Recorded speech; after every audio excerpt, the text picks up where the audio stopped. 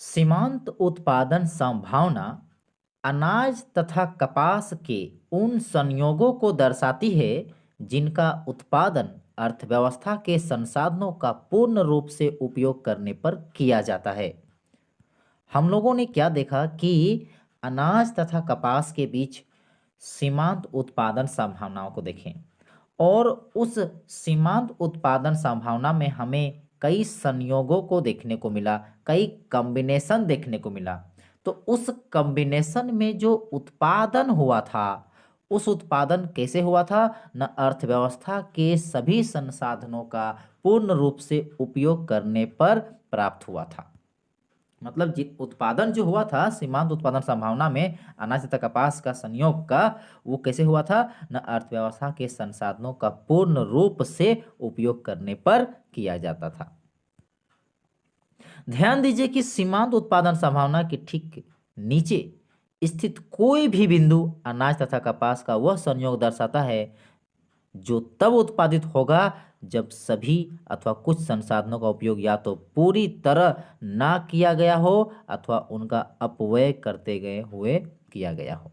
देखिए ध्यान से, अगर हम सीमांत उत्पादन संभावना के ठीक नीचे अगर कोई भी बिंदु लें तो वहां पर हमें अनाज तथा कपास का एक ऐसे कॉम्बिनेशन को दर्शाता है।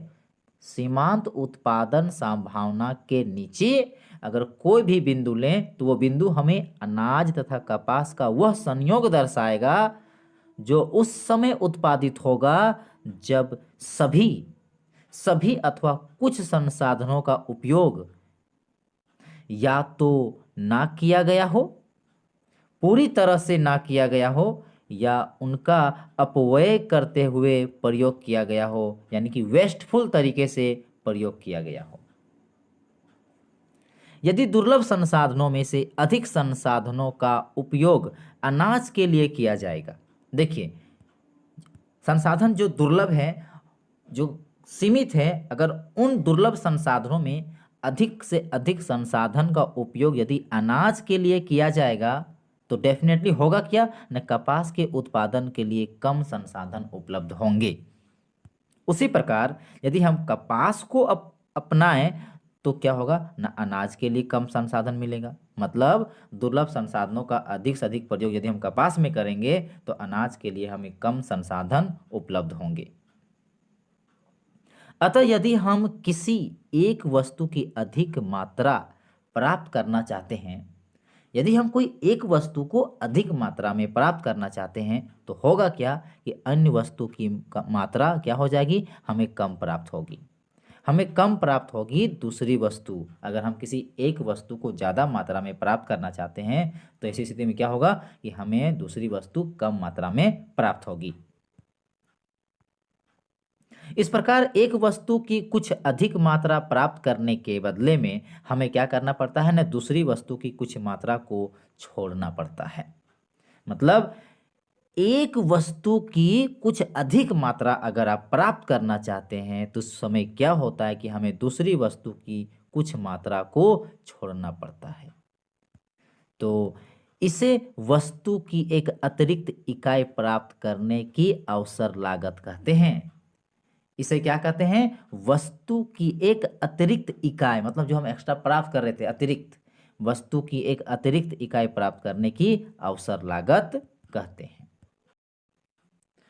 प्रत्येक अर्थव्यवस्था को अपने पास उपलब्ध अनेक संभावनाओं में से किसी एक का चयन करना पड़ता है। जी हाँ, देखिए हम लोग क्या देखते हैं कि किसी भी अर्थव्यवस्था में जब सीमांत उत्पादन संभावना होती है तो उसमें हमें कई समूह देखने को मिलता है, कई कॉम्बिनेशन देखने को मिलता है। तो उन्हीं कॉम्बिनेशन में से किसी एक खास कॉम्बिनेशन को चुनना पड़ता है, उसका चयन करना पड़ता है। यानी कि दूसरे शब्दों में कहें तो बहुत सी उत्पादन संभावनाओं में से किसी एक का चयन करना ही अर्थव्यवस्था की एक केंद्रीय समस्या है। मतलब जितने भी उत्पादन संभावनाएं हैं उनमें से किसी एक का चयन करना अर्थव्यवस्था की एक केंद्रीय समस्या है। यह ध्यान दें कि अवसर लागत की संकल्पना व्यक्ति विशेष अथवा समाज दोनों पर लागू होता है। जी हाँ, अगर हम अवसर लागत की अगर बात करें उसके विचार करें तो ये व्यक्ति विशेष पर भी और समाज दोनों पर ही लागू होता है। यह संकल्पना अत्यंत ही महत्वपूर्ण है। ये विचार अगर हम बात करें, ये कॉन्सेप्ट को अगर बात करें किसकी ना, अवसर लागत की कॉन्सेप्ट की अगर बात करें तो ये व्यक्ति विशेष और समाज दोनों पर लागू होती है।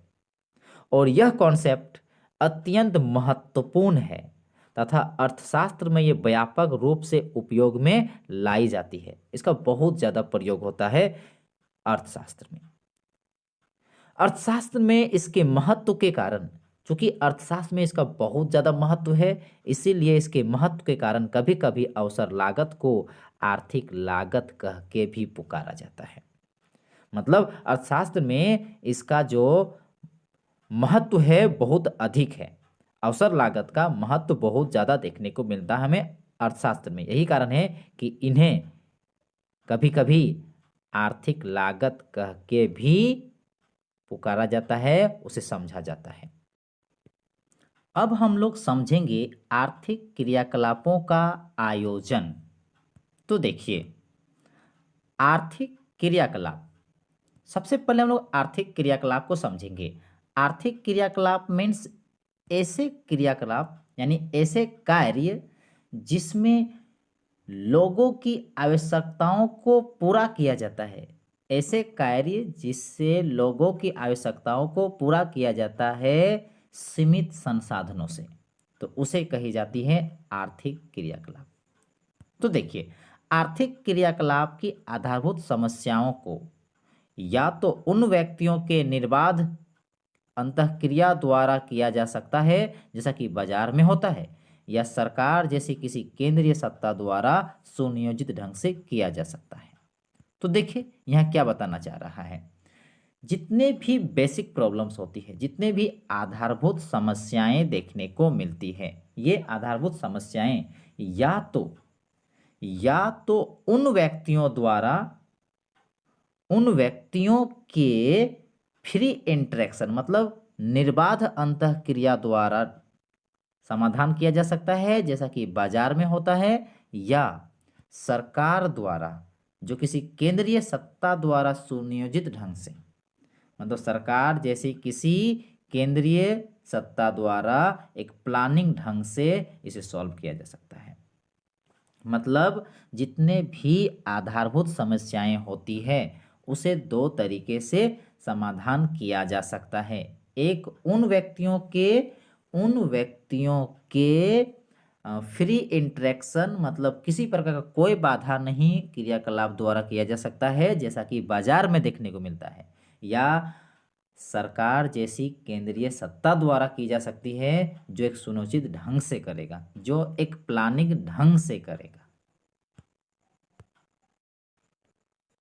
अब हम लोग समझेंगे केंद्रीकृत योजनाबद्ध अर्थव्यवस्था। मतलब एक ऐसी अर्थव्यवस्था जिसमें जितने भी योजनाएं होती है वो केंद्र द्वारा ली जाती है। तो देखिए, केंद्रीकृत योजनाबद्ध अर्थव्यवस्था के अंतर्गत, यानी कि इस व्यवस्था के अंतर्गत जिसका नाम क्या है, केंद्रीकृत योजनाबद्ध अर्थव्यवस्था, इसके अंतर्गत क्या होता है, सरकार या केंद्रीय सत्ता उस अर्थव्यवस्था के सभी महत्वपूर्ण क्रियाकलापों की योजना बनाती है। मतलब अर्थव्यवस्था की जितने भी महत्वपूर्ण क्रियाकलाप होती है सारे योजना या तो सरकार बनाती है या तो केंद्रीय सत्ता। वस्तुओं और सेवाओं के उत्पादन, फिर उनका विनिमय तथा उपभोग, उसका उपयोग से संबंधित जितने भी महत्वपूर्ण निर्णय होते हैं वो सरकार द्वारा लिए जाते हैं। वह केंद्रीय सत्ता संसाधनों का विशेष रूप से विनिधान करके वस्तु तथा सेवाओं का अंतिम संयोग प्राप्त करने का प्रयास कर सकती है, जो कि पूरे समाज के लिए वांछनीय है। देखिए क्या करता है न, केंद्रीय सत्ता क्या करती है न, केंद्रीय सत्ता जो है संसाधनों का विशेष रूप से एक खास तरीके से उसका प्रयोग करता है, विनिधान करता है, और उसके द्वारा वो क्या करते हैं, वस्तुओं और सेवाओं का अंतिम संयोग प्राप्त करता है, एक अंतिम कॉम्बिनेशन प्राप्त करता है वस्तुओं और सेवाओं का, और ऐसे संयोग प्राप्त करता है वस्तुओं और सेवाओं का अंतिम, जिससे कि पूरे समाज के लिए वो क्या हो, वांछनीय हो, पूरे समाज के लिए वो डिजायरेबल हो। उदाहरण के लिए यदि यह पाया जाता है कि कोई ऐसी वस्तु अथवा सेवा जो पूरी अर्थव्यवस्था की सुख समृद्धि के लिए अत्यंत महत्वपूर्ण है। मान लेते हैं कि कोई ऐसी वस्तु या कोई सेवा जो कि पूरी अर्थव्यवस्था को सुख समृद्धि लाने का एक महत्वपूर्ण है, तब ऐसी स्थिति में क्या होगा, न सरकार जो है ऐसी चीजों को प्रोत्साहित करेगी, अर्थात शिक्षा अथवा स्वास्थ्य सेवा जिसका व्यक्ति द्वारा स्वयं पर्याप्त मात्रा में उत्पादित नहीं किया जा सकता। देखिए, शिक्षा जो है या स्वास्थ्य सेवा जो है, जो किसी एक व्यक्ति द्वारा पर्याप्त मात्रा में उत्पादित नहीं किया जा सकता है, तो सरकार क्या करती है, तो ऐसी वस्तुओं और सेवाओं का प्रयुक्त मात्रा में, एक विशेष मात्रा में, ज़्यादा से ज़्यादा मात्रा में उत्पादन करने के लिए प्रेरित कर सकती है। या फिर सरकार स्वयं ऐसी वस्तुओं या सेवाओं को उत्पादन करने का निर्णय कर सकती है। दूसरे परिप्रेक्ष्य में यदि हम दूसरे दृष्टि में देखें, यदि कुछ लोगों को अर्थव्यवस्था में उत्पादित वस्तुओं तथा सेवाओं के अंतिम मिश्रण का इतना कम अंश प्राप्त होता है कि उनका जीवित रहना ही दांव पर लग जाए। मान लेते हैं कि अर्थव्यवस्था में कुछ ऐसे लोग हैं और उनको उत्पादित वस्तुओं और सेवाओं के अंतिम मिश्रण में उसको इतना कम मिलता है कि उसके जीवित रहना ही दांव पर लग जाता है, मतलब वो जीवित नहीं रह पाएगा, इतना कम उसको मिलता है उत्पादन सेवा। तो ऐसी स्थिति में क्या करती है, न केंद्रीय सत्ता हस्तक्षेप करके, केंद्रीय सत्ता क्या करती है, हस्तक्षेप करके सभी को वस्तुओं तथा सेवाओं के अंतिम मिश्रण का एक न्यायोचित तरीके से हिस्सा देने का कार्य करती है। सबको एक उचित तरीके से, सबको एक न्याय तरीके से हिस्सा देने का कार्य करती है।